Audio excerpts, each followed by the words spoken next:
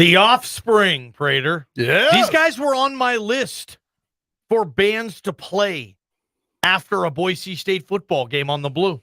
By the way, I submitted all 12 bands to Jeremiah Dickey. Yeah, he loves his music. I bet he was thrilled. He's going to work on it. He's going to get one of his minions to work on it. Offspring coming to Boise. I love it, guys. This next segment, our Bronco Nation news report, is being streamed with audio and video on all our social media channels as we welcome in BJ Rains to the program. And BJ, first and foremost, let me just say we're sorry. Typically you're on the air at 4 p.m. This is now about 4:20 because we had to bump you for a punk rocker. Hopefully you're okay with that, though, BJ. Thanks for taking the time. Always happy to join you whenever it is, so appreciate it, guys. I love it. Okay, That's BJ. not what you said in the text message yesterday. You were very upset you got bumped for a punk rocker. BJ. I'm happy to be here, guys. What's the famous line? Just don't want to get fined. Just here so I don't get fined. Yes. I'll start you off with last night. 2 number 1 seeds lost. Let's start with Gonzaga, BJ. Just not the way the fans thought or wanted that season to end. I thought it was an ugly loss for Mark Few, and they're getting shredded on social media today. What did you make of Gonzaga going down last night to Arkansas? Yeah, I mean, you just wonder at what point, Mark Few, everyone's wondering, is he ever going to get one? And you have to start to wonder. I mean, I really thought this was finally going to be the year. They're the number 1 seed again.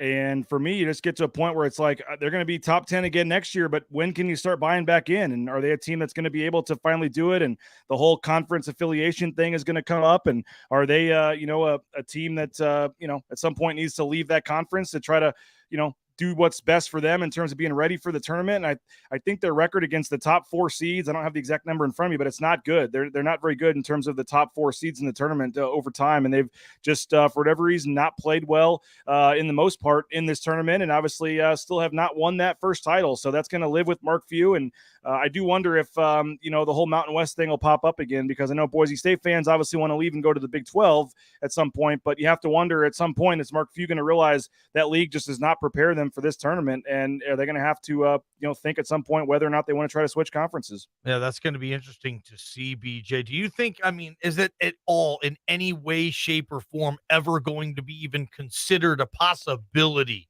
that Gonzaga will look at its league and say, guys, this league, you're not helping us anymore, and all of a sudden we're getting on 25, 30 years into the Mark Few era, 5-10 years from now, and we're tired of being 1 and 2 seeds and not winning the title? What do you think it comes to? Do you think it does come to that, BJ, ever? Well, I mean, they were in serious discussions already with the Mountain West at one point. It's 2-13, by the way, guys. Gonzaga is 2-13 against top 4 seeds in the NCAA tournament since 2001. They beat number 3 Utah in 2016, number 4 Florida State in I know some of the numbers can be skewed, but against a top 4 team, the elite teams in terms of the seeds, they're 2-13 in the last 20 years. And so, they were discussing as recently as, 4 or 5 years ago with Craig Thompson about seriously joining the league. And so I know they use that to get a better deal for their conference in terms of the automatic bye to the semifinals of the conference tournament and things like that. And I know that was part of the reason, but they can do all they want in the non-conference schedule, but the league is just not going to prepare them for the tournament. They found that out again. And I wouldn't say it's like a 0% chance. I don't think it's likely by any means, but I certainly think they have to at least continue to think about whether or not that the WCC is the best for them long term. BJ Rains, Bronco Nation News, right here in the RowPaint.com studio, getting you ready for tonight's Sweet 16 matchups. Boise State. Couple of number 1 seeds are gone. We're talking about Gonzaga right now. BJ, let me ask you. Let's continue this Mountain West conversation. There really is no right or wrong answer here. Is the Mountain West a better conference than the West Coast Conference, and could it help Gonzaga?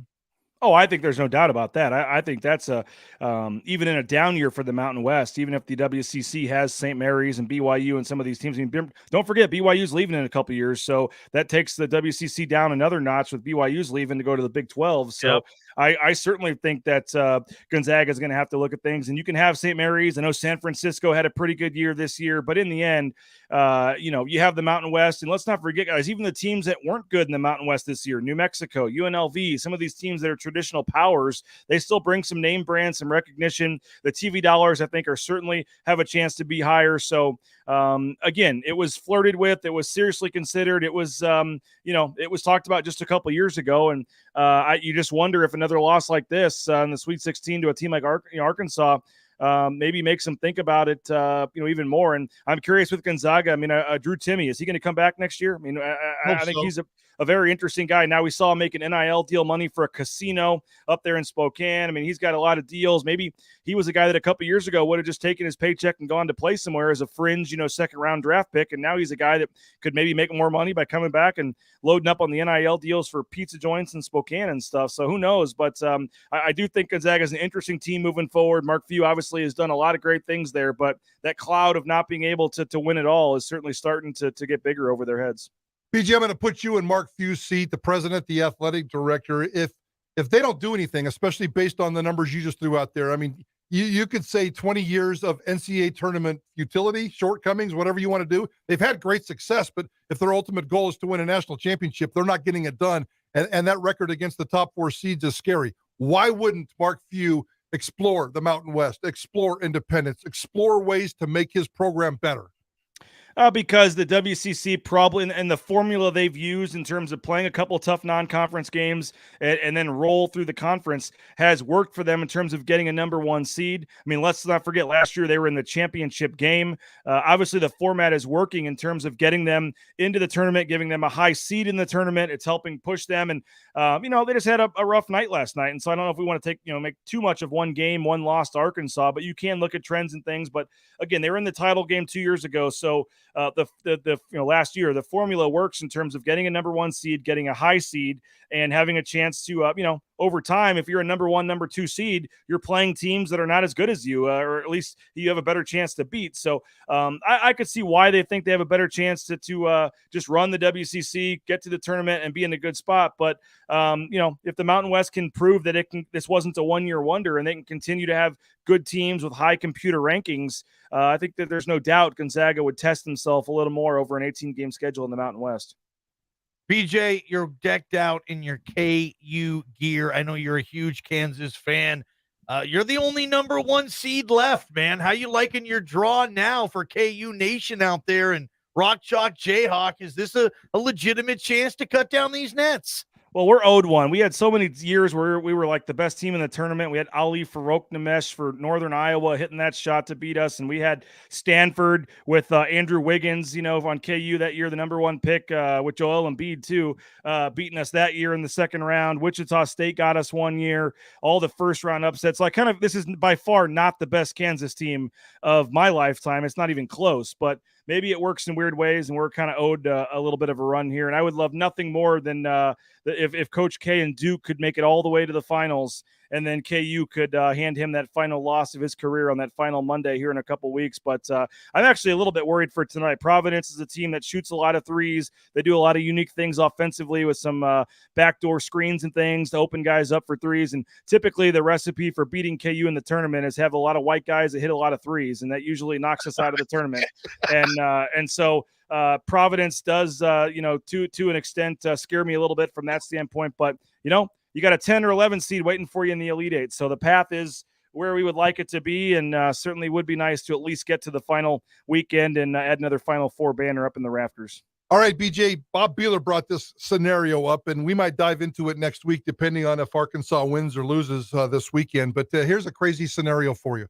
In terms of former Mountain West coaches leaving their schools in the Mountain West and going on to do bigger and better things, what's more impressive, what Coach Pete did at Washington or what Musselman is doing at Arkansas?